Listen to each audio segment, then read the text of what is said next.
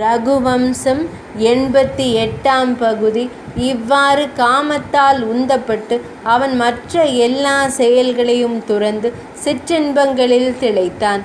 தனது மையல் நாயகி அணிந்திருந்த மலர் அலங்காரங்களை கண்டபோதுதான் அது பருவ காலம் என்பதை அவன் உணர்ந்து கொண்டான்.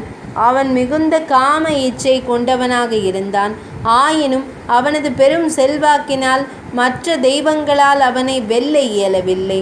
ஆனால் தட்சனின் சாபத்தைப் போல காம இச்சை எனும் நோய் அவனை பீடித்திருந்தது. வைத்தியர்களான மருத்துவர்களின் அறிவுரையையும் மீறி தன் பாவங்களுக்கு அவையே காரணம் என்று தெரிந்திருந்தும் அவனால் பெண்கள் மற்றும் மது மீதான தனது அடிமைத்தனத்தை கைவிட இயலவில்லை. இனிமையான விஷயங்களுக்கு பழகி போன புலன்களை அவற்றிலிருந்து திசை திருப்புவது மிகவும் கடினமாக இருந்தது. 88ஆம் பகுதி இனிதே நிறைவடைந்தது.